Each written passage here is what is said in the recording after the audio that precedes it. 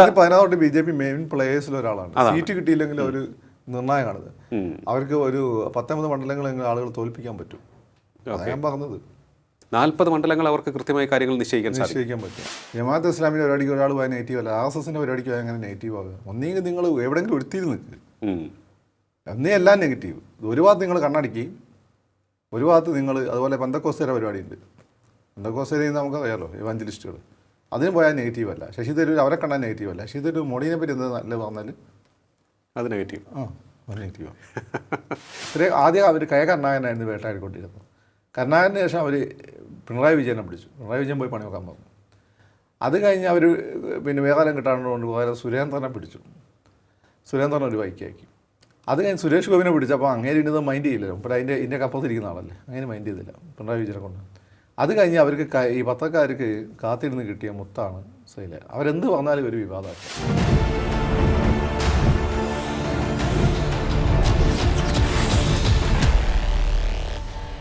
നമസ്കാരം, ടോക്കിംഗ് പോയിന്റിലേക്ക് സ്വാഗതം. തിരുവനന്തപുരം കോർപ്പറേഷൻ BJP പിടിച്ചത് വലിയ വാർത്തയാണ്. സത്യം, അതിൽ യാതൊരു തെറ്റുമില്ല.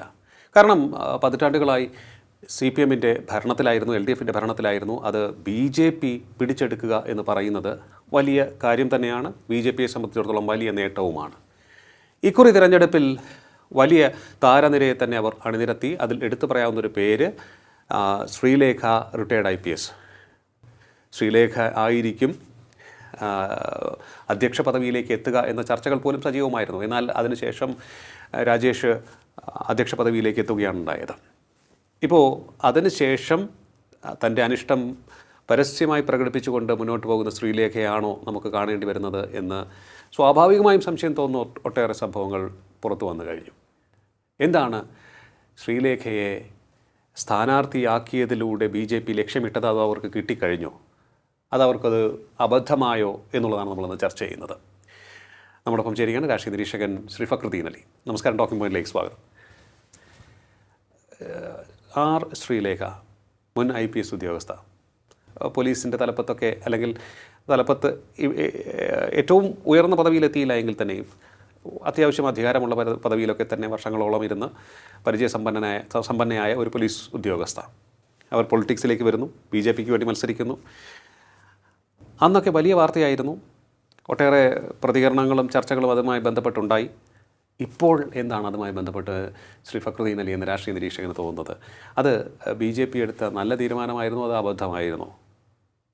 BJP എടുത്ത നല്ല തീരുമാനങ്ങളൊന്നാണ്. കാരണം BJP BJPനെ കൊണ്ട് തമാശ പറയാറുണ്ട്. തമിഴ്നാട്ടിൽ ഒരു IPS തന്നെ കിട്ടി, അതുകൊണ്ട് ഒരു വലിയ പിന്നെ മൊമെൻ്റ് അവിടെ ക്രിയേറ്റ് ചെയ്യാൻ പറ്റി. 18% വോട്ട് കിട്ടി. ഇവരെല്ലാം കൂടി ADMK DMK ഒരുമിച്ച് വോട്ട് ചെയ്തിട്ടാണ് അങ്ങനെ തോൽപ്പിച്ചത്. കേരളത്തിൽ ഇവർക്ക് 3 DGPമാരെ കിട്ടി.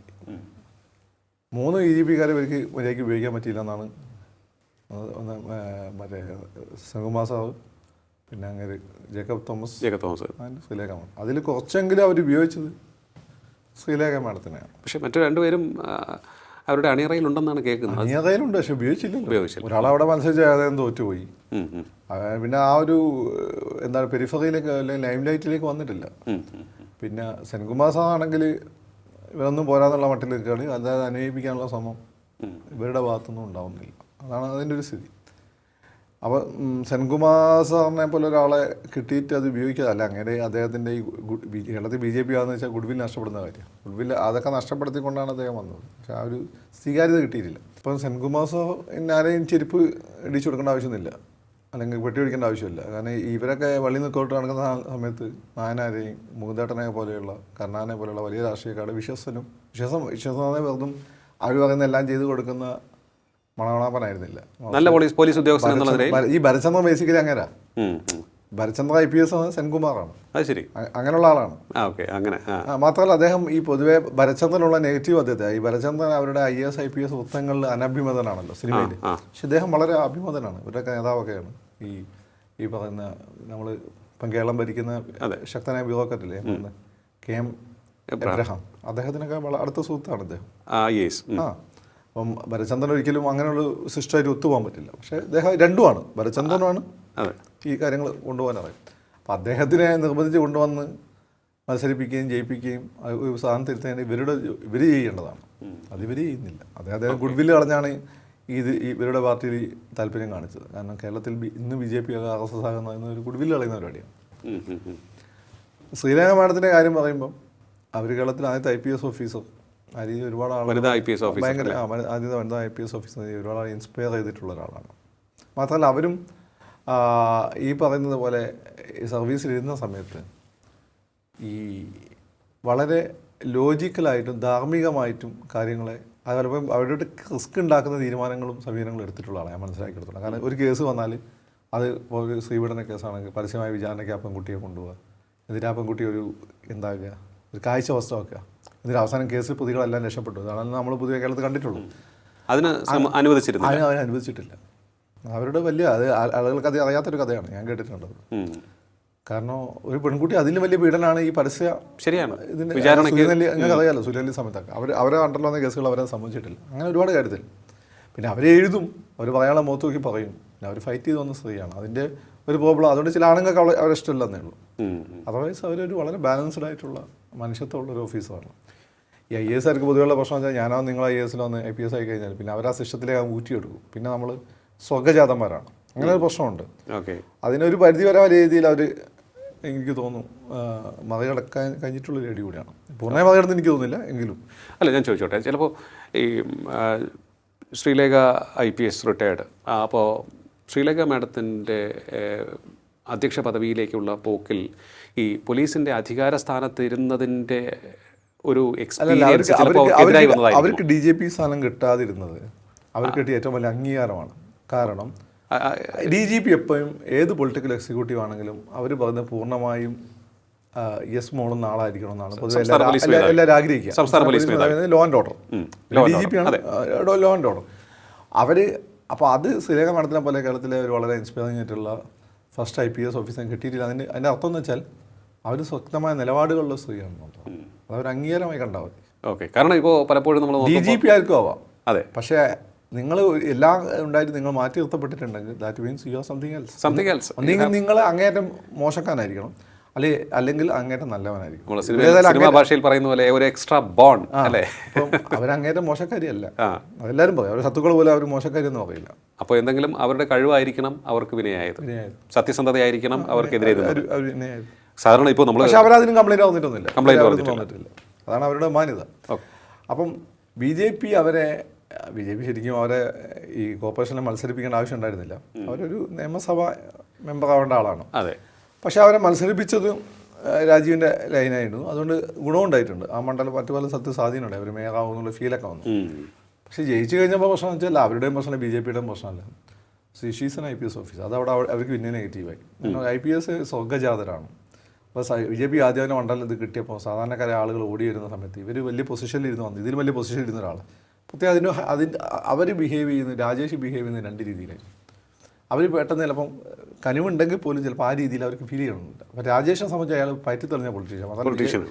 അടുത്ത നല്ല അടി കിട്ടി പദം വന്ന് ഒരു എന്താ പറയുക ബാലൻസ്ഡ് ആയിട്ടുണ്ട്. ഇപ്പോൾ ഈ രാജേഷിനെ പറ്റി രാജേഷ് വളരെ ബാലൻസ്ഡ് ആണ് ഇപ്പോൾ. അപ്പോൾ രാജേഷിന് അവരിൽ ഒരാളായി ഒരു സാധാരണക്കാരൻ ഫീൽ ചെയ്യുന്നു. അതാണ് രാജേഷ് ഗുണമെന്ന് എനിക്ക് തോന്നുന്നു. അതാണ് അതിൻ്റെ പ്രധാനപ്പെട്ട ഫാക്ടർ. ഇവരെ ഒതുക്കിയതല്ല, അത് ആദ്യമായിട്ട് കിട്ടുന്നൊരു കോർപ്പറേഷനിൽ അത് വളരെ ഇമ്പോർട്ടൻ്റ് ആണ്. നയപരമായ തീരുമാനങ്ങൾ. അപ്പോൾ സുരേഷ് ഗോപി അറിയാലോ, സുരേഷ് ഗോപി കാര്യങ്ങൾ ചെയ്യുന്നുണ്ട്. പക്ഷെ മുമ്പ് ചില വർത്തമാനം കൊണ്ടുപോയി നെഗറ്റീവ് അടിക്കുന്നുണ്ട്. അപ്പോൾ ആദ്യമായി കിട്ടിയൊരു ലോക്സഭാ മണ്ഡലമാണ്, അതാണ് ഇനി അടിത്തറയാവേണ്ടത്. അതുകൊണ്ട് അണ്ണൻ ഇപ്പം മിണ്ടുന്നില്ല, ഇപ്പം പണി മാത്രമേ ചെയ്യുന്നു. അതെ. അതുപോലെ അതാണ് രാജേഷ് ഇവിടെ സംഭവിച്ചത്. അതിനുശേഷം ഈ പത്രങ്ങൾ കണ്ടെടുത്ത് മൊത്തം അവരെ വിവാദം ഉണ്ടാക്കി അവർക്ക് എപ്പോഴും ആരെങ്കിലും ഒന്ന് കിട്ടണം. ആദ്യം അവർ കരുണാകരനായിരുന്നു വേട്ടയാടിക്കൊണ്ടിരുന്നത്. കരുണാകരന് ശേഷം അവർ പിണറായി വിജയനെ പിടിച്ചു. പിണറായി വിജയൻ പോയി പണി നോക്കാൻ പറഞ്ഞു. അത് കഴിഞ്ഞ് അവർ പിന്നെ വേഗാലം കിട്ടാണ്ട് പകരം സുരേന്ദ്രനെ പിടിച്ചു. സുരേന്ദ്രനെ ഒരു ബൈക്കാക്കി. അത് കഴിഞ്ഞ് സുരേഷ് ഗോപിനെ പിടിച്ചപ്പോൾ അങ്ങനെ ഇത് മൈൻഡ് ചെയ്യില്ലല്ലോ. ഇപ്പോൾ ഇതിൻ്റെ കപ്പത്തിരിക്കുന്ന ആളല്ലേ, അങ്ങനെ മൈൻഡ് ചെയ്തില്ല പിണറായി വിജയനെ കൊണ്ട്. അത് കഴിഞ്ഞ് അവർക്ക് ഈ പത്രക്കാർക്ക് കാത്തിരുന്ന് കിട്ടിയ മുത്താണ് സൈല. അവരെന്ത് പറഞ്ഞാലും ഒരു വിവാദമാക്കണം. ഓക്കെ. അപ്പോൾ അവരൊരു പണി ചെയ്തു. അവർക്ക് പറയാനുള്ള മൊത്തം അവരുടെ വീഡിയോ ആയിട്ടാണ് പറയുന്നത്. കാരണം പത്രക്കാർക്ക് ബൈറ്റ് കൊടുത്താൽ അവർക്ക് ആവശ്യമുള്ള മാത്രമല്ലേ അവരുടെ ഉള്ളൂ. അത് ശരിയാണ്. അവർ വീഡിയോ ആയിട്ട് അപ്പോൾ അനാവശ്യമായിട്ടുണ്ടായ വിവാദങ്ങൾ ഒന്നാ കോർപ്പറേഷൻ ഓഫീസുമായിട്ട് ബന്ധപ്പെട്ട വിവാദം എന്ന് വെച്ചാൽ അത് അവർ മാന്യമായിട്ട് പ്രശാന്തിനെ വിളിച്ച് പറഞ്ഞത്. അപ്പോൾ അത് വെറുതെ പത്രക്കാരെ മണത്താന്ന് പ്രശ്നം ഉണ്ടാക്കിയതാണ്. അല്ല പ്രശാന്തിനും അതിൽ വലിയ പ്രോബ്ലം ഉണ്ടായി എനിക്ക് തോന്നില്ല. ഈ പത്രക്കാരാണ് പ്രശ്നം ആക്കിയത്. പിന്നെ അവരെ എക്സ്പ്ലെയിൻ ചെയ്തു. അതിനുശേഷം ഇപ്പോൾ ഏറ്റവും അവസാനം ഡൽഹി പോകുന്നില്ല. അതെ. ഈ ഡൽഹി പോകുന്നത് നമ്മളിവിടെ ജയിച്ച പല കൗൺസിലേഴ്സും ഡൽഹി കണ്ടിട്ടില്ല, പല സ്ഥലങ്ങളും അവർ കണ്ടില്ല, പാവപ്പെട്ട ആളുകളാണ്. അപ്പം ഭാരത് ദർശൻ എന്ന പരിപാടിയുണ്ട്, IPS കിട്ടിക്കഴിഞ്ഞാൽ. അപ്പം നമ്മളെ ഓരോ സംസ്ഥാനത്തേക്കും പ്രധാന സ്ഥലത്ത് വിട്ട്, നമ്മളെന്ന് അറിയില്ല അവർ വരുന്നത്, താമസിച്ച് റിപ്പോർട്ടൊക്കെ തയ്യാറാക്കി കൊടുക്കണം. അതിൻ്റെ ഒരു സിലബസിൻ്റെ ഭാഗമാണ്. അങ്ങനെ ഈ പ്രദേശങ്ങളൊക്കെ കണ്ട ആളുകളാണ്. പിന്നെ മോഡിയൊന്നും അവർക്കൊരു പുതിയ ആളൊന്നുമല്ല. ഇങ്ങനെയുള്ള ഒരുപാട് ആളുകളെ അവരവരുടെ കരിയറിൽ കണ്ടിട്ടുള്ളതാണ്, പ്രധാനമന്ത്രിമാരും മുഖ്യമന്ത്രി. അപ്പോൾ അവർ സാധാരണ സ്ത്രീക്ക് ഉണ്ടാകുന്ന എൻത്യൂസിയസ് അവർക്ക് ഉണ്ടാവില്ല. മാത്രമല്ല അവർ അമ്മയ്ക്ക് സുഖമില്ല. പിന്നെ അവിടെ പോയി മോഡി സാറേ ഞാനുണ്ട് എന്ന് പറഞ്ഞിട്ട് എല്ലാം കൂടി എല്ലായിടത്തും പോയി പ്രസൻസ് കാണിക്കേണ്ട ആവശ്യം അവർക്കില്ല. അവരുടെ സ്വഭാവം അതല്ല, മനസ്സിലായോ? അതുകൊണ്ടാണ് അവർ പോകാതിരുന്നത്. അവരൊന്ന് വേണമെങ്കിൽ പറ്റുമെങ്കിൽ ഫ്ലൈറ്റിന് വരാം. അമ്മേനെ നോക്കുക എന്നുള്ളതല്ലേ അവരുടെ ഈ ഭാരതീയ ധർമ്മം അനുസരിച്ച് ആദ്യം ചെയ്യേണ്ടതാണ്. അത് കഴിഞ്ഞാൽ ബാക്കിയൊന്നും തോന്നുന്നു. പിന്നെ അവരവിടെ പോയി പ്രത്യേകിച്ച് ഒന്നും ഉണ്ടാവില്ല. ഇവർക്ക് എന്തെങ്കിലും പുതുമയുണ്ട്, അവർക്കതില്ല. പിന്നെ മോഡിക്ക് അവർക്ക് കമ്മ്യൂണിക്കേറ്റ് ചെയ്യണ വേറെ ഒരുപാട് വഴികളുണ്ട്. മോഡിക്ക് ഇംഗ്ലീഷ് അറിയാം, മോഡിക്ക് ഹിന്ദി അറിയാം, ഇവർക്ക് ഇംഗ്ലീഷ് അറിയാം, ഹിന്ദി അറിയാം, പ്രശ്നമുള്ള കാര്യമല്ല. പിന്നെ ഒരു DGPനെ പ്രധാനമന്ത്രി വിളിക്കുന്നതിന് വലിയ ആരും സംഭവമൊന്നുമല്ല. അതും പത്രക്കാർ വലിയ വിഷയമാക്കി മാറ്റി. പിന്നെ ഒന്ന്, മോഡി വേദിയിൽ വന്ന സമയത്ത് ഇവരങ്ങോട്ട് ചെന്നില്ല. She's a police officer. അവരങ്ങനെയാണ് ട്രെയിൻ ചെയ്യപ്പെട്ടത്. അല്ലാതെ മറ്റേ ആര് വന്നാലും പിന്നെ ഈ എന്താണ് നരസിംഹം സിനിമയിലെ ഏറാടി ജില്ലാ പഞ്ചായത്ത് ദിവസം ഏറാടിയെ പോലെ സാർ ഞാനിവിടെ ഉണ്ട് എന്ന് പറയേണ്ട ആവശ്യം അവർക്കില്ല. അതവരുടെ രീതിയല്ല, അവരുടെ ഡിഗ്നിറ്റിക്ക് നിരക്കുന്നതല്ല. അത് മോഡിക്കും അറിയാം. ഇവിടെ പത്രക്കാർക്കായിരുന്നു വിഷമം. അപ്പോൾ IPS ഓഫീസർമാർ എങ്ങനെയാണ്, ഒരു ഡിഗ്നിറ്ററി വന്നാൽ അവരവിടെ നിൽക്കും, എന്താണ് ചെയ്യേണ്ടത് ചെയ്യും. പിന്നെ അവർ പിന്നാലെ ഓടില്ല.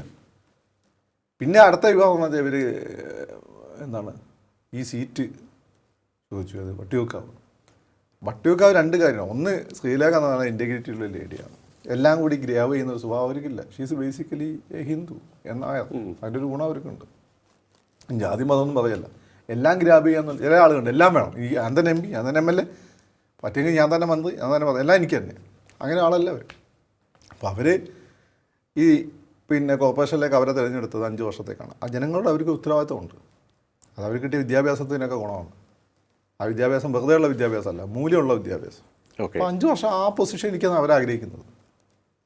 അല്ല അതിനിടയ്ക്ക് കാര്യം ഇവിടെ മത്സരിക്കേണ്ട ആവശ്യം അവർക്കില്ല, അത് അവർ പറഞ്ഞിട്ടില്ല. പക്ഷേ നിങ്ങൾ അറിയണം ആ സ്ത്രീയിലേക്ക് മത്സരിക്കും.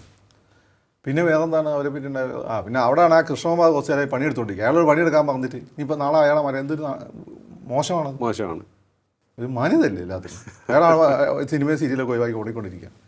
അപ്പോൾ ശ്രീലേഖനപ്പം ഈ പത്രക്കാരൊരു എന്താണ് അവരുടെ ഇരയാക്കി മാറ്റിക്കൊണ്ടിരിക്കുക. അത് ശരിയില്ലാത്ത ഏർപ്പാടാണ്. ഓക്കെ, കേരളത്തിലെ ആ ഒരു മാധ്യമ സംസ്കാരം മോശമായ രീതിയിലാണ് ചില പൊളിറ്റീഷ്യൻസിനെ ഹാൻഡിൽ ചെയ്യുന്നത്. അല്ലല്ല, പൊളിറ്റീഷ്യൻ മാത്രമല്ല, നിങ്ങൾ രാഷ്ട്രീയക്കാരെന്താ എല്ലാ രാഷ്ട്രീയ പാർട്ടികളും ഒരേവരാണ്. നിങ്ങൾ BJPയിൽ ഒരാൾ ചേർന്ന് കഴിഞ്ഞാൽ അത് നെഗറ്റീവ്. ഓക്കെ, എന്നാൽ ഒരാൾ പോയിട്ട് മുസ്ലിം ലീഗ് ചേർന്നാൽ നെഗറ്റീവ് അല്ലല്ലോ. ജമാഅത്ത് ഇസ്ലാമിൻ്റെ പരിപാടിക്ക് ഒരാൾ പോയാൽ നെഗറ്റീവ് അല്ല, RSSൻ്റെ പരിപാടിക്ക് പോയാൽ അങ്ങനെ നെഗറ്റീവ് ആകുക. ഒന്നെങ്കിൽ നിങ്ങൾ എവിടെയെങ്കിലും എടുത്തിരുന്ന് നിൽക്കുക, എന്നേ എല്ലാം നെഗറ്റീവ്. ഒരു ഭാഗത്ത് നിങ്ങൾ കണ്ണടിക്കുകയും ഒരു ഭാഗത്ത് നിങ്ങൾ അതുപോലെ പെന്തക്കോസ്തേരെ പരിപാടിയുണ്ട്. പെന്തക്കോസ്തേരെ നമുക്കറിയാമല്ലോ, ഇവാഞ്ചലിസ്റ്റുകൾ, അതിന് പോയാൽ നെഗറ്റീവ് അല്ല. ശശി തരൂർ അവരെ കണ്ടാൽ നെഗറ്റീവ് അല്ല. ശശി തരൂർ മോഡിനെ പറ്റി എന്താ നല്ല പറഞ്ഞാൽ അത് നെഗറ്റീവ്. അത് നെഗറ്റീവാണ്.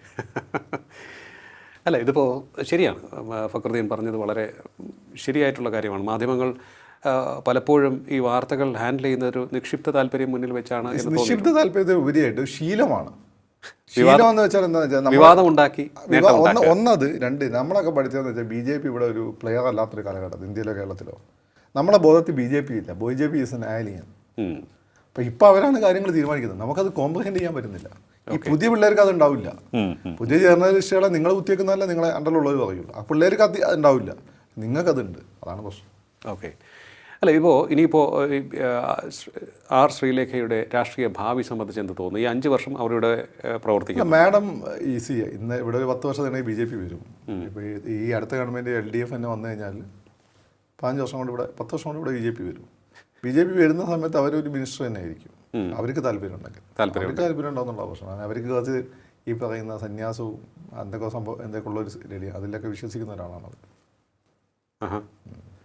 അല്ല, ഞാൻ ചോദിച്ചോട്ടെ, അപ്പോൾ ഈ കേരളത്തിലെ രാഷ്ട്രീയ സാഹചര്യം തീർച്ചയായിട്ടും BJPയിൽ ഇപ്പോൾ തിളങ്ങി നിൽക്കുന്ന നമ്മുടെ തിരുവനന്തപുരം കോർപ്പറേഷനുമായി ബന്ധപ്പെട്ടതാണെങ്കിൽ പോലും തിളങ്ങി നിൽക്കുന്നവരുടെ രാഷ്ട്രീയ ഭാവി നിശ്ചയിക്കുന്ന ഒന്നായി മാറും ഈ വരുന്ന 10 വർഷം അല്ലേ? വളരെ ഇമ്പോർട്ടൻ്റ് ആണ്. ഈ അടുത്ത തവണ UDF വന്ന BJP ഹാസ് ടു വെയിറ്റ്. പിന്നെ ശ്രീലേഖ മാഡത്തിന് പിന്നെ അവരാഗ്രഹിച്ചാലും ആ ഒരു പൊസിഷനിൽ വരാൻ ബുദ്ധിമുട്ടായിരിക്കും. കാരണം അവർക്ക് 70-80 വയസ്സൊക്കെ ആവില്ലേ. പക്ഷേ അടുത്ത തവണ LDF ആണ് വരുന്നതെങ്കിൽ within 10 years she will be one of the ministers.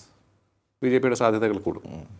പലപ്പോഴും ഫക്രുദ്ദീൻ പറഞ്ഞിട്ടുള്ളതാണ് ഈ കേരളത്തിൽ ഇനി ഒരു 5 വർഷം ആരാണ് ഭരിക്കുന്നത് എന്നുള്ളത് വളരെ ഇമ്പോർട്ടൻ്റ് ആയിട്ടുള്ള കാര്യമാണ്. കേരളത്തിലെ രാഷ്ട്രീയത്തിൻ്റെ ഗതി തന്നെ നിശ്ചയിക്കുന്ന ഒന്നായിരിക്കും അത്, അല്ലേ? വളരെ ഇമ്പോർട്ടൻ്റ്, വളരെ ഇമ്പോർട്ടൻ്റ് ആണ്. അപ്പോൾ ഈ അതെല്ലാവർക്കും അറിയാം. അതെല്ലാം ഔട്ട് ആൻഡ് ഔട്ട് വാറാണ് കേരളത്തിൽ ഇപ്പോൾ നടക്കുന്നത്. ഔട്ട് ആൻഡ് ഔട്ട് വാറാണ്. കോൺഗ്രസ് ജയിക്കണം എന്നായിരിക്കും താല്പര്യം, പക്ഷേ കോൺഗ്രസ് ജയിപ്പിച്ചാൽ ചിലരടങ്ങുള്ളൂ. അതാണ് അതിൻ്റെ കാര്യം. CPM-നെ സംബന്ധിച്ചിടത്തോളം CPM-ന് മേൽക്കൈ ഉണ്ടെന്ന് അവർ കുറച്ച് വിശ്വസിക്കും. പക്ഷേ അവരുടെ ഭാഗത്ത് നിന്ന് തന്നെ ഉണ്ടാകുന്ന ചില വീഴ്ചകളൊക്കെ തന്നെ അവർക്ക് തിരിച്ചടിയായിക്കൊണ്ടിരിക്കുന്നു. അവരുടെ ഭാഗത്തു നിന്നുണ്ടായ വീഴ്ചകളല്ല, അതൊക്കെ എല്ലാ സമയത്തും ഉണ്ടായില്ല. നിങ്ങളിങ്ങനെ കൂടുതൽ നമ്മൾ മുമ്പ് ചർച്ച ചെയ്തല്ലേ ലൈം ലൈറ്റിലേക്ക് കൊണ്ടുവരുന്നത് അതിന് CPM സ്ഥാനത്തിന് മാർക്കറ്റ് ഇപ്പം കൂടിയിട്ടുണ്ട്. കാരണം ഇപ്പോൾ ഈ നിങ്ങളൊക്കെ ചർച്ചയും കാര്യങ്ങൾ തീരുമാനിക്കുന്നത് ഈ സോഷ്യൽ മീഡിയ ഫീഡ്ബാക്ക് നോക്കിയിട്ടല്ല. എന്നാൽ കഴിഞ്ഞ ശ്രീകണ്ഠൻ നായരും ജോണി ലൂക്കോസും കൂടി ഞങ്ങൾക്ക് ഇതിനെ പേടിയില്ലെന്ന് പറഞ്ഞാൽ ഇവിടെ ഏറ്റവും കൂടുതൽ പേടിക്കുന്ന അവരാണ്. ശ്രീകണ്ഠൻ നായർ അങ്ങനെ സോഷ്യൽ മീഡിയ നോക്കിയിട്ടാണ് പ്രോഗ്രാം വരെ ചെയ്യുന്നത്. സോഷ്യൽ മീഡിയയിൽ നിന്ന് തിരയിട്ടിട്ടാണ് സുജയ പാർവതീനെ എനിക്ക് തോന്നുന്നു, അല്ലെ അന്ന് എന്തൊരു വർഷം ഉണ്ടായിരുന്നല്ലോ BJP പരിപാടി പങ്കെടുത്ത്. അപ്പോൾ അവരുടെ ഓഡിയൻസ് അധികം കമ്മ്യൂണിസ്റ്റുകാരാണ്. ആരെ ചർച്ചയ്ക്ക് വിളിക്കണം നോക്കുന്ന പോലും പലപ്പോഴും സോഷ്യൽ മീഡിയയുടെ റീച്ച് നോക്കിയിട്ടാണ്. സോഷ്യൽ മീഡിയയിൽ ലോജിക്കലായി സംസാരിക്കുന്ന ആളുകളല്ല, അവർക്ക് വേണ്ടതെന്ന് വെച്ചാൽ ഹൈപ്പ് ഉണ്ടാക്കുന്ന ആളുകൾ. അങ്ങനെ അല്ലാത്ത എനിക്ക് ആ പാടം വന്നിട്ട് ഏഷ്യാനെറ്റ് അങ്ങനെയല്ല, അവർക്ക് അവരുടേതായ അവർ കൊള്ളാവുന്ന ഒരുത്തെ കിട്ടിയില്ല, ആ പോയിന്റ് പിന്നെ അവിടെ വെച്ചിട്ടു വിനോദം കൊടുക്കും. ഓക്കെ, സാധാരണഗതിയിൽ വളരെ കുറച്ച് പേര് അങ്ങനെ ബാക്കി എല്ലാവരും ഏതോ ഒരുത്തന്നെ അവർക്ക് വേണം. അങ്ങനെയാണ് ചില കിടന്ന് നിരീക്ഷണം രക്ഷപ്പെട്ടു, ഇതാരെയും കിട്ടാത്തതുകൊണ്ട്. അല്ല, ഇതിപ്പോൾ ഈ 10 വർഷം വളരെ നിർണായകമാണെന്ന് പറഞ്ഞു. ഈ കോർപ്പറേഷൻ ഭരണത്തിൽ BJPയുടെ പ്രകടനം വളരെ ഇമ്പോർട്ടൻ്റ് ആണ്. അതിന് നിങ്ങൾ എല്ലാവരും കുറ്റം വന്ന് നിങ്ങളൊന്നും ചെയ്തിട്ടില്ലെങ്കിൽ അത് പ്രശ്നമാണ്. ഓക്കെ, അതാണ് കാര്യം. അത് വളരെ തള്ളു എന്ന് പറഞ്ഞൊരു വാക്ക് ന്യൂ ജനറേഷൻ്റെ ഇടയിൽ വളരെ പോപ്പുലറാണ്. തള്ളു മാത്രമായപ്പോൾ പ്രശ്നം, they have to deliver. Okay, ഈ സോഫ രാജേഷിനെ പറ്റി നല്ല അഭിപ്രായമാണ്. രാജേഷ് ഇഷ്ടമില്ലാത്തൊരു പോലും ഇപ്പോൾ നല്ല അഭിപ്രായം പറയുന്നുണ്ട്. ഓക്കെ, പക്ഷേ അത് അങ്ങനെ കൊണ്ടുപോകാൻ പറ്റണം. ഡെലിവറി റോഡൊക്കെ പല സ്ഥലത്തും ബുദ്ധിമുട്ടാണ്, അങ്ങനെ ഒരുപാട് പ്രോബ്ലംസ് ഉണ്ട്. You should bring change. അല്ല, ഒരു വിഷയം കേരള മോദി ഉയർത്തിക്കൊണ്ടുവന്നു. ആസ് എ മീഡിയ പേഴ്സൺ അതിൽ ഇടപെടാൻ സാധിച്ച ഒരു വ്യക്തി കൂടിയാണ് ഞാൻ. ഒരു തെരുവ് നായ പ്രശ്നം പോത്തൻകോട്ടിനടുത്ത് ഒരു സ്ഥലത്ത് കോർപ്പറേഷൻ പരിധിയിൽ ഒരു വീട്ടിൽ, പോലീസ് ഉദ്യോഗസ്ഥയുടെ വീട്ടിൽ 10-70ഓളം തെരുവ് നായ്ക്കളെ അവർ കൊണ്ടുവന്ന് പാർപ്പിച്ചിരിക്കുന്നു. അതിനടുത്തുള്ള വീട്ടുകാർക്ക് താമസിക്കാൻ വളരെ ബുദ്ധിമുട്ട് നേരിടുന്ന സാഹചര്യം. തെരുവ് നായ്ക്കളെ സംരക്ഷിക്കുന്ന കല്ലാണ്. എന്നിട്ട് അത് കോർപ്പറേഷൻ്റെ പരിധിയിൽപ്പെടുത്തി. അപ്പോൾ ഞങ്ങളെ സമീപിച്ച് അവർ പറഞ്ഞത് കഴിഞ്ഞ 5-6 വർഷമായി ഇതിനെതിരെ ശക്തമായ പോരാട്ടം നടത്തിക്കൊണ്ടിരിക്കുന്നു. കോടതിയെ സമീപിച്ചു, പോലീസിനെ സമീപിച്ചു, പോലീസ് മേധാവിയെ സമീപിച്ചു, മന്ത്രിയെ സമീപിച്ചു, കോർപ്പറേഷനെ സമീപിച്ചു. ആരുടെ ഭാഗത്തു നിന്നും ഉണ്ടായില്ല. ഈവൻ അതിന് തൊട്ടടുത്ത ദിവസം ആ വീട്ടിൽ താമസിക്കുന്ന കുട്ടിയെയും അമ്മയെയും അവിടെയുള്ള നായ്ക്കൾ കടിക്കാൻ ഓടിച്ചു. അവർ ഭാഗ്യത്തിന് രക്ഷപ്പെട്ടു എന്നാണ് പറയുന്നത്. അപ്പോൾ ആ സമയം അവർ പോലീസിനെ 108 വിളിച്ചു. പോലീസിൻ്റെ ഭാഗത്ത് നിന്ന് മോശം സമീപനം ഉണ്ടായി, അതൊക്കെ അവർ പറഞ്ഞു. അപ്പോൾ എന്നിട്ടും പരിഹരിക്കാൻ സാധിക്കാത്ത വിഷയം. അപ്പോൾ ഞാൻ സ്വാഭാവികമായിട്ടും പുതിയ കോർപ്പറേഷനിൽ പ്രതീക്ഷയോടുകൂടി VV രാജേഷിനെ വിളിച്ചു. അദ്ദേഹം ഇടപെടാമെന്ന് പറഞ്ഞു. 30 ദിവസത്തെ സമയം ചോദിച്ചു. അതിനകത്ത് പ്രശ്നം പരിഹരിക്കുമെന്ന് പറഞ്ഞു. അത് പരിഹരിക്കപ്പെട്ടു. അത് കൃത്യമായി അദ്ദേഹം ഇടപെട്ടു. അവിടെയുള്ള നായ്ക്കളെല്ലാം ഒഴിപ്പിച്ച് മറ്റൊരു സെൻറ്ററിലേക്ക് മാറ്റുകയാണ് ചെയ്തിരിക്കുന്നത്. Should continue. അതെ, അത് കണ്ടിന്യൂ ചെയ്യണം. അതാണ് കാര്യം. പിന്നെ വേറൊരു കാര്യം, തെരുവ് നായ പ്രശ്നം ഒരു പ്രോബ്ലമാണ്. അപ്പം പലപ്പോഴും നമ്മൾ ഈ പട്ടിക്കുട്ടികളെയൊക്കെ തന്നെ എടുത്തുകൊണ്ട് വളർത്തുന്ന ആളുകളുണ്ടായിരുന്നു, എനിമൽ ഫ്രണ്ട്സ് എന്ന് പറഞ്ഞു. ഇപ്പോൾ അവരൊന്നും ആക്റ്റീവ്. എൻ്റെ വീട്ടിൻ്റെ ഇന്ന പോലെ പട്ടി ഓഫൻഡായിട്ട് കണ്ട് ഞാൻ ഇതിലൊക്കെ വിളിച്ചു നോക്കി, ആരും വന്നില്ല. ഏതൊരാൾ വന്നാൽ അവിടെ കൊണ്ടു കൊടുക്കാം. അന്ന് എൻ്റെ വണ്ടി വർക്ക്ഷോപ്പിൽ എനിക്ക് കൊണ്ടു കൊടുക്കാൻ പറ്റും. പിന്നെ അവർ ഫോൺ എടുത്തില്ല. പിന്നെ അവിടെ വണ്ടി നന്നാക്കാൻ വർക്ക്ഷോപ്പിൽ നിന്ന് പണിക്കാരെ അയാൾക്ക് പട്ടീനെ ഇഷ്ടമായിട്ട് അയാൾ കൊണ്ടുപോയി. ഇങ്ങനെ പ്രശ്നമുണ്ട്. ഞാനിത് BJP അനൂപിനെ വിളിച്ച് പറഞ്ഞിട്ടുണ്ട്. അനൂപ്, നിങ്ങൾ പശുവിനെയൊക്കെ സംരക്ഷിക്കുന്നതല്ലേ, എല്ലാ എല്ലാ ജീവജാലങ്ങളിലും ആത്മാവുണ്ട്. എന്നാൽ പിന്നെ ഈ പ്രശ്നത്തെ പരിഹാരം കണ്ടുകൂടാ, നല്ല മാതൃകയായിരിക്കും. അനൂപ് അത് ആരൊക്കെ ശ്രദ്ധയപ്പെടുത്താമെന്ന് പിന്നെ ഇതിനെ ഫലമൊന്നും കണ്ടിട്ടില്ല. ഞാൻ അനൂപിനോട് ചോദിച്ചില്ല, ഹെൽപ്പായി വിളിക്കേണ്ട ആവശ്യമൊന്നുമില്ലല്ലോ. അതുപോലെ അത് ചെയ്യാവുന്ന കാര്യമാണ് BJPക്ക്. ഞാനത് DYFIക്കാരെ ഇപ്പോൾ പുതിയ ലീഡർഷിപ്പ് എനിക്ക് വലിയ ബന്ധമൊന്നുമില്ല. പണ്ടാണ് ഷംസീറൊക്കെ ആണെങ്കിൽ നമ്മൾ നേരിട്ട് വിളിച്ചാൽ മതി. അവരൊരു പക്ഷേ എടുക്കുകയായിരുന്നു. അവരിങ്ങനെ കാര്യങ്ങളൊക്കെ സൂചിപ്പിച്ചു കൊടുത്തു കഴിഞ്ഞാൽ അവരത് ചെയ്യും. എനിക്കറിയാം, എന്തെങ്കിലും അവർ ചെയ്യും. പക്ഷേ ഇപ്പോൾ റിയാസൊക്കെ ആണെന്ന് നമുക്ക് പറയാം. പക്ഷേ ഇപ്പോൾ അവരൊക്കെ മന്ത്രിമാരും സ്പീക്കർ ഞാൻ ആ ഏരിയ പോകാറില്ല. ഇപ്പോൾ പുതിയ പയ്യന്മാരെ എനിക്കൊരു ബന്ധമില്ല. അപ്പോൾ അതാണ് അതിൻ്റെ പിന്നെ ഈ പൊളിറ്റിക്കൽ അങ്ങനെ ഇപ്പം ബന്ധമുള്ള ഒരാൾ ഈ പറയുന്ന അനൂപൊക്കെയാണ്. അപ്പോൾ അനൂപിനെ വിളിച്ച് അനൂപ് ശ്രമിച്ചിട്ടുണ്ട്, പക്ഷെ നടന്നിട്ടില്ല. പക്ഷെ അത് ഇവർ ചെയ്യേണ്ടതാണ്. ഈ രാഷ്ട്രീയക്കാർക്ക് അത്ര ചില കാര്യങ്ങൾ ചെയ്യാം. അല്ലെങ്കിൽ ഇതൊക്കെ നമ്മൾ സംരക്ഷിക്കണം. നമ്മളിപ്പോൾ തന്നെ ജീവിക്കാൻ അവകാശമുള്ളവരാണ് അവർ. പക്ഷേ അത് മറ്റ് സമൂഹ ജീവിതത്തിനൊരു ശല്യം ആവരുത്. അപ്പോൾ രാഷ്ട്രീയക്കാർക്ക് ഒരു സോഷ്യൽ ആക്ഷൻ്റെ ഭാഗമായി ചെയ്യാവുന്നേ ഉള്ളൂ. അതാണ് തീർച്ചയായിട്ടും. അപ്പോൾ വേറൊന്ന് ഞാൻ ചോദിക്കാൻ ഉദ്ദേശിക്കുന്നത്, ഇപ്പോൾ ശ്രീലേഖ മാഡത്തിൽ തുടങ്ങിയെങ്കിൽ തന്നെയും ഈ കോർപ്പറേഷൻ ഭരണം BJP പിടിച്ചതിന് ശേഷം വരാൻ പോകുന്ന തെരഞ്ഞെടുപ്പ്, നിയമസഭാ തെരഞ്ഞെടുപ്പ് വളരെ ക്രൂഷ്യലായിരിക്കും. തെരഞ്ഞെടുപ്പ് പ്രത്യേകിച്ച് തിരുവനന്തപുരം ജില്ലയെ സംബന്ധിച്ചിടത്തോളം, ഇവിടുത്തെ മണ്ഡലങ്ങളെ സംബന്ധിച്ചിടത്തോളം, ഈ കോർപ്പറേഷൻ പരിധിയിലുള്ള മണ്ഡലങ്ങളെ സംബന്ധിച്ചിടത്തോളം, ഇപ്പോൾ ശ്രീലേഖ മാഡത്തിൻ്റെ പേര് പറഞ്ഞു കേട്ട വട്ടിയൂർക്കാവ് പോലും വളരെ ലൈം ലൈറ്റിൽ വരുന്നതാണ്. അപ്പോൾ അവിടെ പോലും മത്സരം വളരെ ശക്തമായി മുന്നോട്ട് പോകാനുള്ള സാധ്യതയാണുള്ളത്. കെ മുരളീധരൻ ആയിരിക്കും, ഉറപ്പ് പറഞ്ഞിട്ടില്ല, അവിടെ കോൺഗ്രസിൻ്റെ സ്ഥാനാർത്ഥി. അപ്പോൾ അങ്ങനെ കെ മുരളീധരൻ വരികയാണെങ്കിൽ അൺപ്രഡിക്റ്റബിളായി മാറും. പിന്നെ ഒപ്പം കെ മുരളീധരൻ്റെ പരിചയസമ്പത്തും അദ്ദേഹത്തിൻ്റെ ഇമേജും ഒക്കെ തന്നെ ഒരു അഡ്വാൻറ്റേജ് അദ്ദേഹത്തിന് കൊടുക്കുന്നുണ്ടെന്ന് നമുക്ക് പറയാൻ സാധിക്കും. അദ്ദേഹം അത്രയേറെ ഒരു സീസൺ ആയിട്ടുള്ള അത് അങ്ങനെ ആയിരിക്കും. പക്ഷേ കേരളത്തിൽ BJPക്കാർ തിരുവനന്തപുരത്ത് ചെയ്യേണ്ടത്, അവർക്ക് കുറച്ച് സീറ്റുകൾ നേടണം. അവർ ചെയ്യേണ്ടതെന്ന് വെച്ചാൽ ജ്ഞാനിസം മാറ്റി വെക്കണം. ഓക്കെ, പണ്ട് RMP അല്ല, മറ്റേ എന്താണ് നമ്മുടെ MV രാഘവൻ്റെ പാർട്ടി ഉണ്ടായിരുന്നല്ലോ, CMയുടെ അരവിന്ദാക്ഷൻ പറഞ്ഞിട്ടായിരുന്നു.